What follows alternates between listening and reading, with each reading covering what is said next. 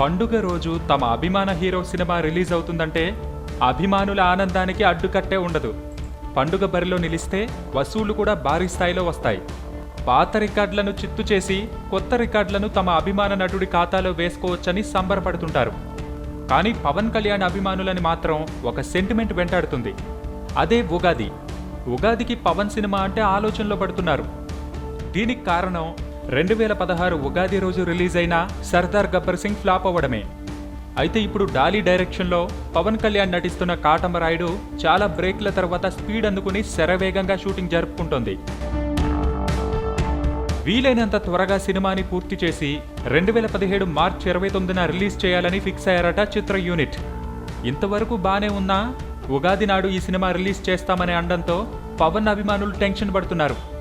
గత ఉగాది నాడు రిలీజ్ అయిన సర్దార్ గబ్బర్ సింగ్ పరాజయం నుంచి ఇంకా కోలుకోకముందే మళ్లీ ఉగాదికి పవన్ సినిమా రిలీజ్ అంటే అభిమానుల్లో భయం మొదలైంది. అయితే కొంతమంది అభిమానులు మాత్రం ఆ సెంటిమెంట్ ని బ్రేక్ చేసి పవన్ ఉగాదికి హిట్ కొడతాడని ఆశాభావం వ్యక్తం చేస్తున్నారు.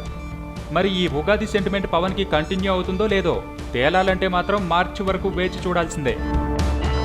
సబ్స్క్రైబ్ చేయడం మర్చిపోకండి. వీలైతే లైక్, కుదిరితే కామెంట్ పెట్టండి. ఇలాంటి ఇంట్రెస్టింగ్ బ్రేకింగ్ బిగ్ న్యూస్ మాకు తెలిసిన వెంటనే మీకు తెలియజేస్తాం. మాతో టచ్ లో ఉండండి.